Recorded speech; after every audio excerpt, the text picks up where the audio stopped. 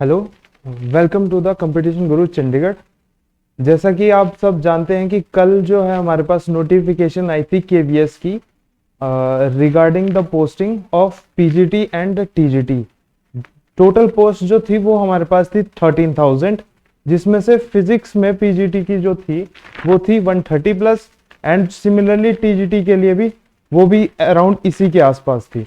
ठीक है, तो जैसे आप जानते हो कि कंपटीशन गुरु जो है वो सबसे पुराना इंस्टीट्यूट है चंडीगढ़ का, जो है आपको ऑनलाइन विद ऑफलाइन कोर्स करवाएगा पीजीटी के और टीजीटी दोनों के लिए। तो आप इस नंबर पे कांटेक्ट कर सकते हो। तो हम जो है इस क्लास में फिजिक्स पोर्शन का जो पार्ट है जो टीजीटी साइंस में भी यूज होगा और पीजीटी फिजिक्स में भी काम आएगा, तो उसकी स्टडी हम जो है यहाँ से करेंगे। तो पहले बात कर लेते हैं पोस्टिंग की। टोटल पोस्ट कितनी आई थी पीजीटी के लिए? देखो आई थी 135, एंड सिमिलरली टीजीटी के लिए थी वो थी 304 पोस्ट। तो इतनी ज्यादा पोस्ट्स हैं, तो इसका सिलेबस भी जो है हम वो उतने ही डिटेल से करेंगे with online as well as offline. तो जो हमारा आज का कोर्स है वो है थर्मोडायनेमिक्स का। ठीक है, चलो उसको शुरू करते हैं थर्मोडायनेमिक्स की कोर्स को। तो देख लो पहले थर्मोडायनेमिक्स में सिलेबस में टॉपिक कौन कौन से हैं। सबसे पहले तो थर्मोडायनेमिक्स की इंट्रोडक्शन करेंगे, फिर जीरोथ लॉ, फिर उसके बाद जीरोथ लॉ, उसके बाद फिर फर्स्ट लॉ, फिर प्रोसेसेस करेंगे साथ में, फिर सेकंड लॉ, फिर Carnot heat engine, refrigerator, entropy, फिर उसके बाद इंटरनल एनर्जी करेंगे, फिर इंथैल्पी करेंगे, फिर Helmholtz free energy, Gibbs free energy और मैक्सवेल रिलेशन करेंगे, और लास्ट में जो करेंगे वो करेंगे फेज ट्रांजिशंस। ठीक है, तो ये सब टॉपिक्स जो है हम स्टडी करेंगे online as well as offline. तो आज थर्मोडायनेमिक्स का स्टार्ट करते हैं जो दोनों के लिए इंपॉर्टेंट है as well as PGT and TGT. तो पहले इंट्रोडक्शन कर लेते हैं, थर्मोडायनेमिक्स होती क्या है जनरली। थर्मोडायनेमिक्स होती क्या है जनरली?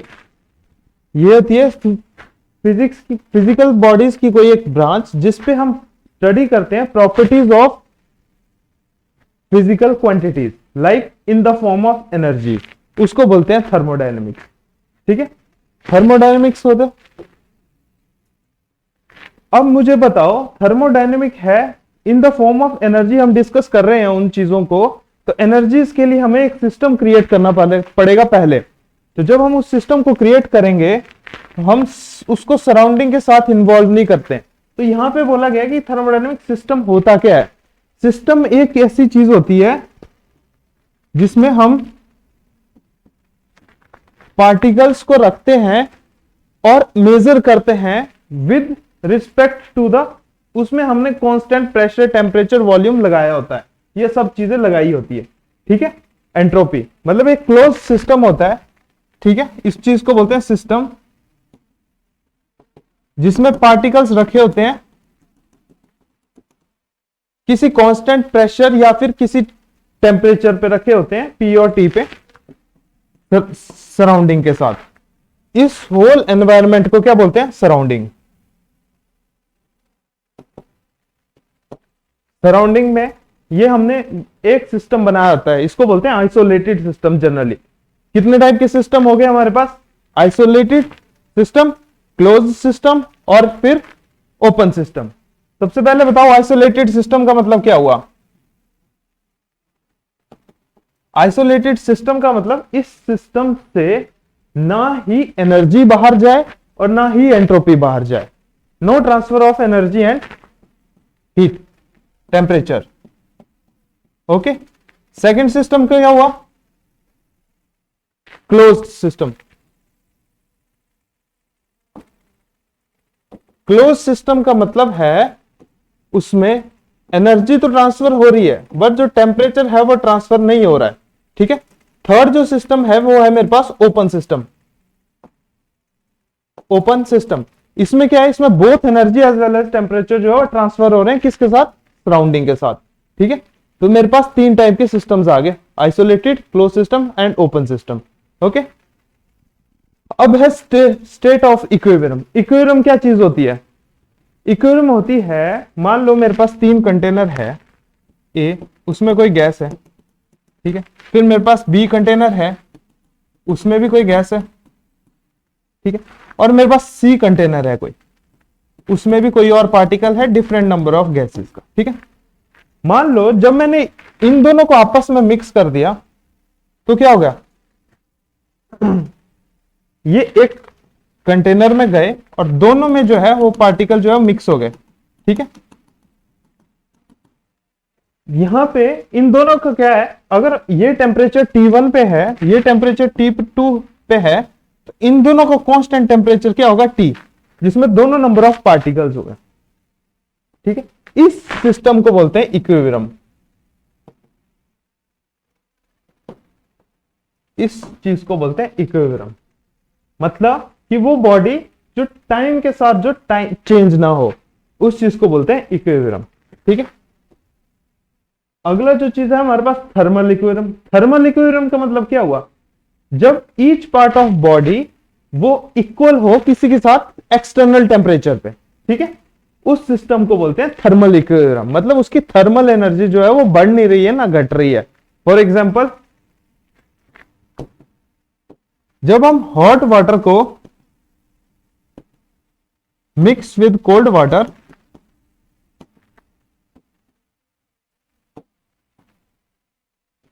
तो क्या होता है, हॉट वाटर का टेम्परेचर भी लो होता है और कोल्ड वाटर का टेम्परेचर भी जो है वो बढ़ता है। तो एक ऐसा टेम्परेचर आ जाता है जहां पे हॉट वाटर और कोल्ड वाटर का टेम्परेचर जो है दोनों इक्वल हो जाए, उसको बोलते हैं थर्मल इक्विलिब्रियम। ठीक है, नेक्स्ट क्या है, वो है हमारे पास कॉन्सेप्ट ऑफ टेम्परेचर। मतलब टेम्परेचर क्या चीज है हमारी, टेम्परेचर क्या मेजर करता है, एक चीज तो कि जब हमारे पास दोनों बॉडियां जो है म्यूचुअल इक्विलिब्रियम पे हो और नो एक्सचेंज ऑफ एनर्जी और हीट हो उनके बीच में, उस चीज को बोलते हैं इक्विलिब्रियम।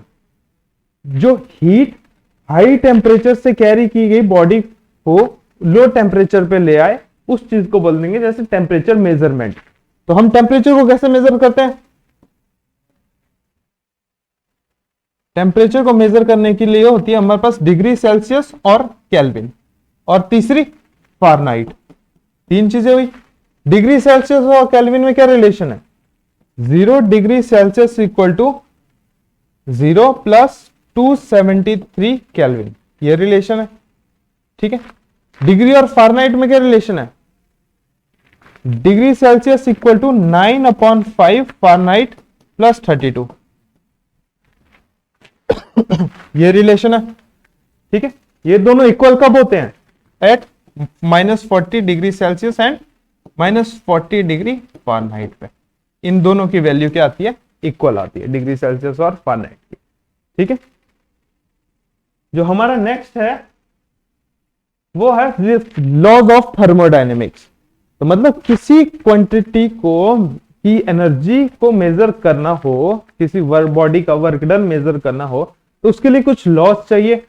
तो हमारे पास जो 0th लॉ है वो क्या है, अगर मेरे पास सिस्टम 1 और सिस्टम 2 आपस में इक्विलिब्रियम में है और सिस्टम 2 और सिस्टम 3 वो एक दूसरे के साथ इक्विलिब्रियम में है, तो ऑटोमेटिकली ही सिस्टम 1 जो है सिस्टम 3 के साथ जो है वो थर्मल इक्विलिब्रियम में होगा। ये कहता है हमारे पास 0th लॉ ऑफ थर्मोडायनेमिक्स। ठीक है, फर्स्ट लॉ ऑफ थर्मोडायनेमिक्स क्या बोलता है, फर्स्ट लॉ ऑफ थर्मोडायनेमिक्स ये बोलता है कि अगर हम किसी सिस्टम को एनर्जी दें होगा, अगर सिस्टम को हम एनर्जी दें उसका वर्क डन, सिस्टम का वर्क डन कितना होगा,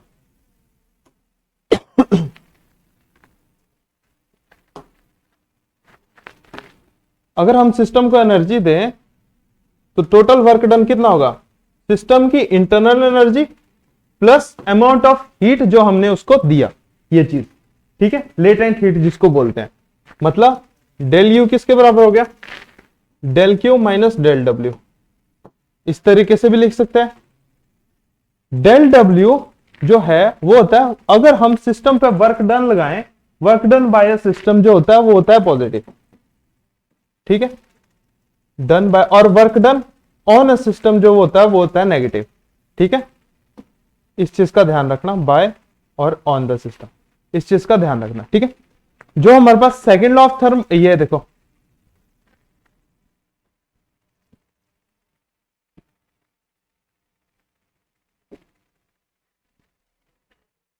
तो वर्क डन एक नया कॉन्सेप्ट आया।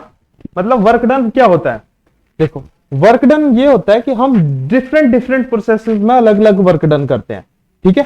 जैसे मान लो हमने एक पिस्टन लिया, ठीक है, उस पिस्टन को हम बाहर की तरफ खींच रहे हैं, तो उसका वर्क डन जो है, डिस्टेंस कितना हुआ, इतना कवर हुआ, और फोर्स भी क्या है, पार्टिकल से अंदर की तरफ को लग रही है, बाहर की तरफ को लग रही है, ठीक है। पिस्टन को हम बाहर की तरफ खींच रहे हैं, तो वर्क डन क्या होगा, जितना इसका फाइनल वॉल्यूम, इनिशियल वॉल्यूम होगा और जितना फाइनल वॉल्यूम होगा, तो मतलब फोर्स इंटू डिस्टेंस, यही था।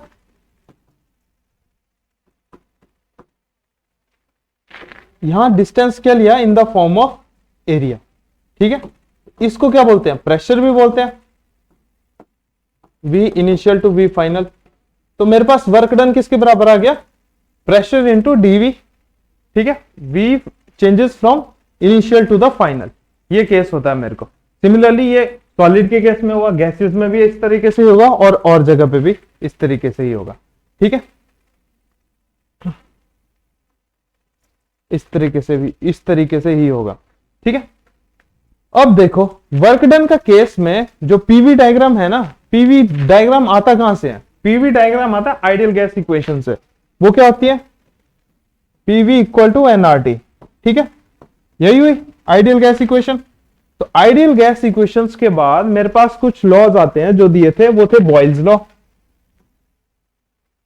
बॉयल्स लॉ वो क्या था, pressure is inversely proportional to the volume. Second क्या था, चार्ल्स लॉ। चार्ल्स लॉ क्या कहता था, volume is directly proportional to temperature. Third law कौन सा था, गेल-लुसाक्स लॉ। वो क्या बोलता था, pressure is directly proportional to the temperature, ठीक है, इस तरीके से बोलता था। और एक था एवोगैड्रो लॉ। फोर्थ कौन सा था, एवोगैड्रो लॉ। वो क्या था, V is directly proportional to number of the particle. तो यहां से जो मेरे पास इक्वेशन बनी, वो बनी थी PV इक्वल टू एनआरटी, ठीक है। अब देखो मैंने P और V का डायग्राम बनाना, इन केस जब मेरे पास वॉल्यूम कांस्टेंट हो, मतलब वॉल्यूम चेंज नहीं हो रहा है मेरे पास, हम सिर्फ प्रेशर को बढ़ा सकते हैं ऊपर नीचे, वॉल्यूम को चेंज नहीं कर रहे हैं, ठीक है। वॉल्यूम जो है ये बढ़ नहीं रहा है, सिर्फ प्रेशर जो है वो ऊपर नीचे कर सकता है। तो वो हुआ इस तरीके से हम शो कर सकते हैं, ठीक है। सिमिलरली जब वॉल्यूम मेरे पास डिक्रीजिंग होगा तो क्या होगा, या इंक्रीजिंग, वॉल्यूम यहां पे क्या हो रहा है, प्रेशर के साथ इंक्रीज भी हो रहा है और डिक्रीज भी हो रहा है। देखो जब हमने हाई प्रेशर लगाया था तब वॉल्यूम कांस्टेंट था, जैसे ही हमने वॉल्यूम बढ़ाया प्रेशर की वैल्यू जो है वो ड्रेस्टिकली क्या होने लगी, चेंज होने लगी, ठीक है। सिमिलरली अगर मैंने वॉल्यूम कम रखा था, प्रेशर भी कम रखा था, वॉल्यूम बढ़ा दिया और प्रेशर भी बढ़ा दिया, तो ये ग्राफ जो है मेरे को इस तरह से आएगा शेडेड रीजन में, ठीक है। ये बताया था work done of A B क्या हो, minus of a shaded region, ठीक है। ये चीजें बताई थी। अगले नेक्स्ट क्या था कि अगर हम केस कंसीडर करें जब व्हेन वॉल्यूम इज इंक्रीजिंग। अब देखो ये तो यही केस हो गया, जब हमारा वॉल्यूम भी इंक्रीज कर रहा है और प्रेशर भी इंक्रीज कर रहा है, तो वर्क डन क्या होगा, शेडेड एरिया, ठीक है। शेडेड एरिया हुआ कि नहीं हुआ, हुआ ना। सिमिलरली हमने क्या किया, जब वॉल्यूम बढ़ाया और प्रेशर घटाया तब भी वर्क डन कौन सा हुआ हमारे पास, शेडेड रीजन का हुआ, ठीक है। क्लॉकवाइज और एंटी क्लॉकवाइज जो ये ग्राफ चलते हैं इस तरीके से, ये इसमें बताया। अब देखो जो अगली प्रोसेस है ना मेरे पास, वो है साइक्लिक प्रोसेस, ठीक है। साइक्लिक प्रोसेस क्या हुआ, जैसे जैसे हमने प्रेशर और वॉल्यूम पे कमांड की बढ़ाने की, तो वो प्रोसेस जो है वो इस तरह से साइक्लिक दिखा रही थी, ठीक है। क्लॉकवाइज में क्या होता है, वो शेडेड रीजन का एरिया आता है, ठीक है। एंटी क्लॉकवाइज में क्या करते हैं, ये जो रीजन है शेडेड रीजन को नेगेटिव करके ये जो एरिया बचता है वो आता है मेरे पास वर्क डन, ठीक है। इस तरीके से करते हैं। और लास्ट केस जो है वो क्या है मेरे पास, इनकम्प्लीट साइकिल का। उसका मतलब क्या हुआ कि देखो मेरे पास जो है पार्टिकल जा रहा है इस तरीके से, वॉल्यूम कांस्टेंट होने पे मैंने प्रेशर जो है वो इस तरीके से बढ़ाया, तो वर्क डन क्या होगा मेरे पास, शेडेड रीजन का होगा। ठीक है, सिमिलरली इस केस में क्या होगा, पहले वो क्या करेगा, यहां से यहां जाएगा, फिर यहां जाएगा, फिर यहां जाएगा, फिर यहां जाएगा, फिर यहां जाएगा, और फिर वापस आ जाएगा। इसमें से जो इतने टोटल एरिया में से जो ये एरिया बचा, ये होगा मेरे पास वर्क डन। ठीक है, इस केस में ये होगा मेरे पास वर्क डन। ठीक है, अगली जो चीज है वो क्या है मेरे पास, वो है इंटरनल एनर्जी। ठीक है, इंटरनल एनर्जी का रिलेशन वर्क डन के साथ, वो कैसे करेंगे हम।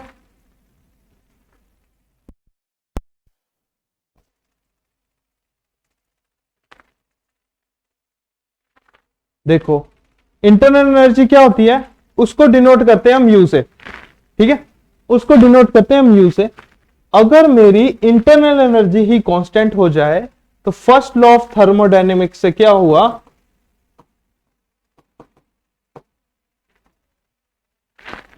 डेल क्यू किसके बराबर आ गया मेरे पास, मैग्नीट्यूड ऑफ डेल डब्ल्यू। तो मतलब वर्क डन, मेरे वर्क डन होता क्या है, पीडीवी, यही बताया था।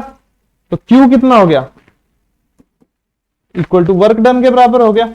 वर्क डन क्या हुआ, अगर मैं पीवी इक्वल टू एनआरटी से इक्वेशन डालूं वी पी की वैल्यू, तो वो कितनी होगी, NRT upon V, NRT upon V, N and R is T constant, integration of DV upon V क्या होगा, natural log of V F final minus V initial. ये आया मेरे पास जो है अमाउंट ऑफ वर्क डन। ठीक है, जब मेरे पास इंटरनल एनर्जी जो है वो कांस्टेंट हो जाए। ठीक है, इस प्रोसेस को भी बोलते हैं जब हमारे पास आइसोथर्मल प्रोसेस हो वो। ठीक है, इस चीज को भी आइसोथर्मल मतलब टेम्परेचर कांस्टेंट, टेम्परेचर कांस्टेंट होने का मतलब अगर टी कांस्टेंट हो गया, चेंज इन टेम्परेचर कांस्टेंट हो गया, तो internal energy, change in internal energy is also constant. ठीक है, इसको बोलते हैं आइसोथर्मल प्रोसेस। कौन सी प्रोसेस, आइसोथर्मल प्रोसेस। ठीक है, इसको बोलते हैं। नेक्स्ट जो प्रोसेस है वो है मेरे पास कौन सी, एडियाबेटिक।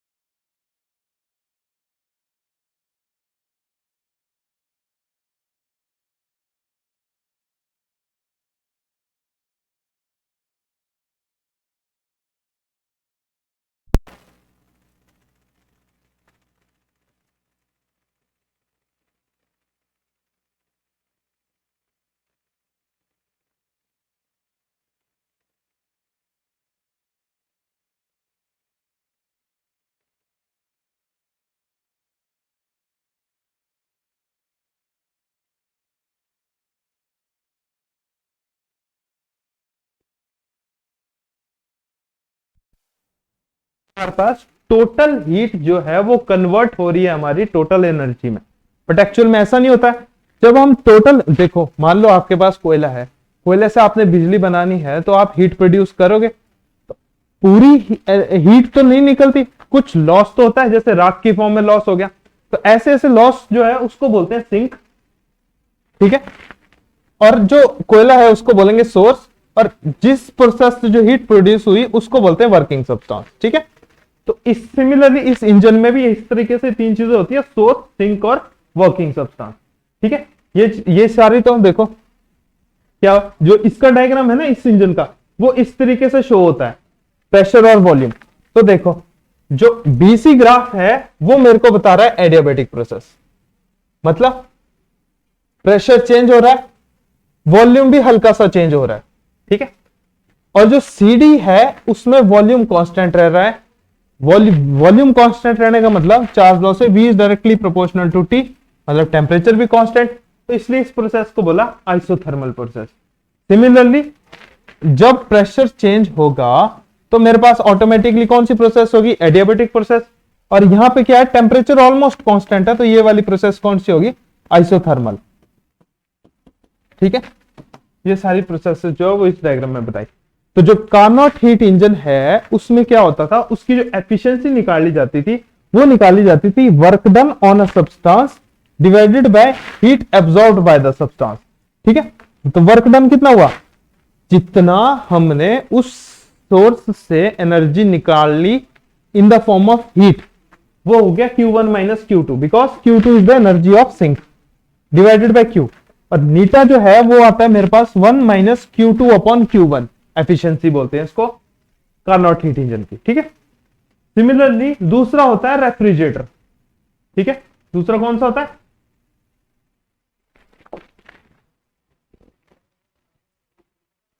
वो होता है रेफ्रिजरेटर।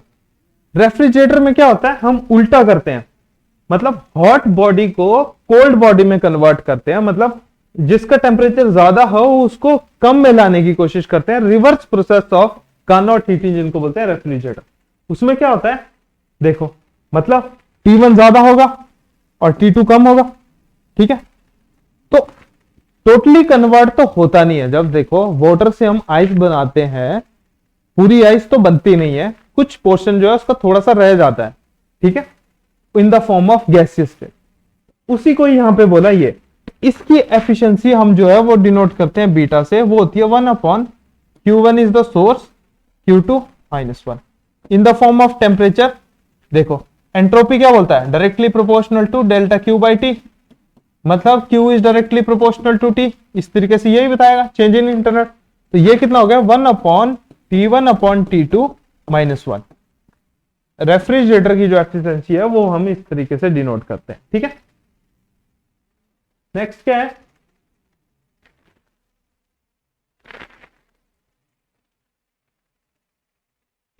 Clausius-Clapeyron equation.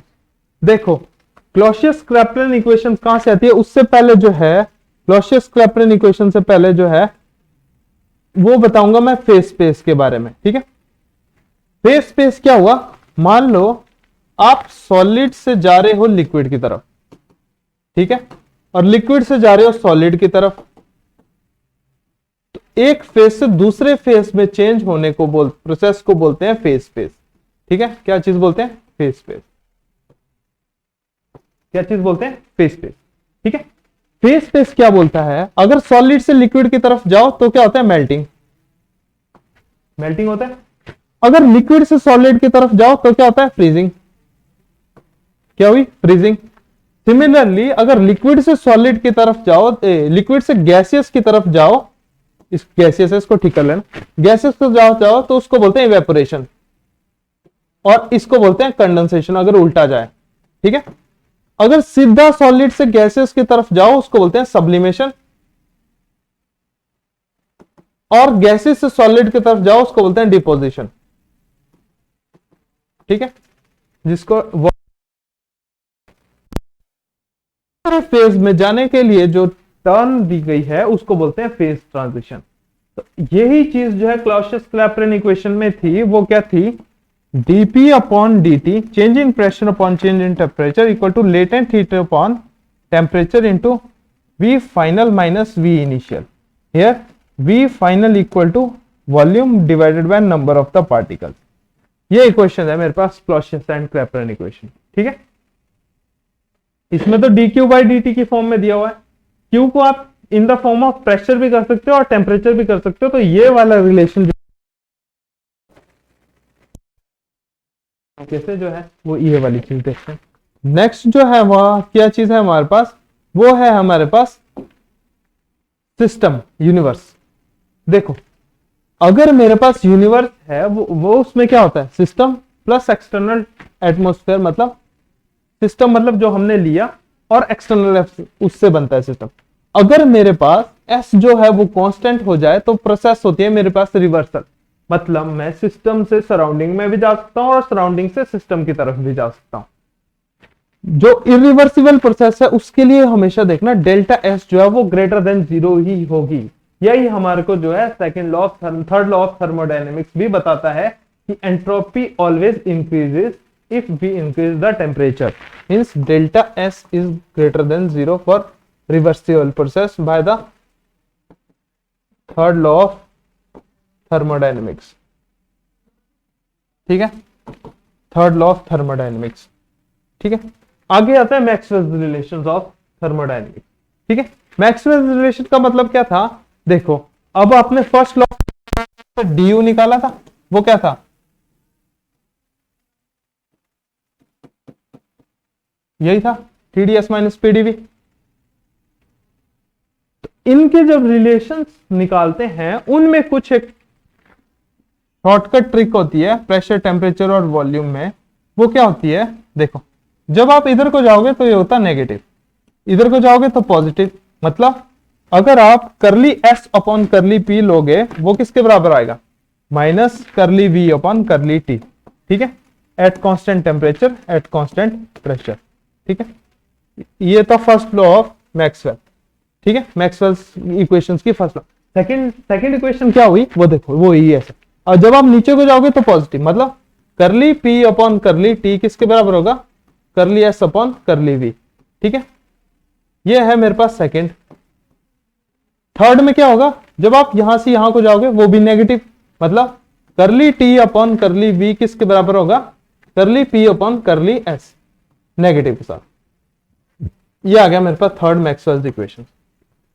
ध्यान रखना जो यहां पहले वेरिएबल लिया वही वहां पे भी लेना, ये इसकी शॉर्टकट ट्रिक है मैक्सवेल्स रिलेशन को याद रखने की, ठीक है।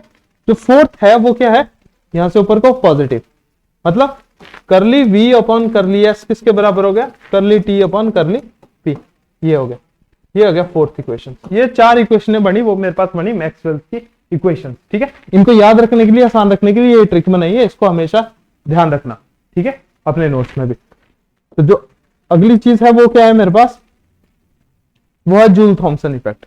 जूल थॉमसन इफेक्ट क्या बोलता था, जब हम किसी गैस को हाई प्रेशर पे रखते हैं जो इंसुलेटेड पोरस प्लग से कांस्टेंट जारी है लो प्रेशर में, तो उसका जो इफेक्ट है उसको बोलते हैं जूल थॉमसन इफेक्ट, ठीक है। चेंज इन हीट, उस चीज को बोलते हैं जूल थॉमसन इफेक्ट। वो हम इस कॉफिशिएंट को बोलते हैं जूल थॉमसन कॉफिशिएंट, वो दिया है इस तरीके से, ठीक है, ये चीज थी। तो इस लेक्चर में तो हमने सारी थ्योरी थर्मोडायनेमिक्स की ऑलमोस्ट खत्म कर दी। नेक्स्ट में जो है हम क्वेश्चन सॉल्व करेंगे, इसको ऑनलाइन भी करेंगे और ऑफलाइन भी करेंगे, ठीक है। आप इस नंबर पे जो है वो कॉल करके फ्री डेमो ले सकते हो कोर्स स्टार्ट करने के लिए। हम इसमें फिजिक्स के जो है सारे टॉपिक्स जो है वो डिस्कस करेंगे बारी बारी, ठीक है। Okay, thank you.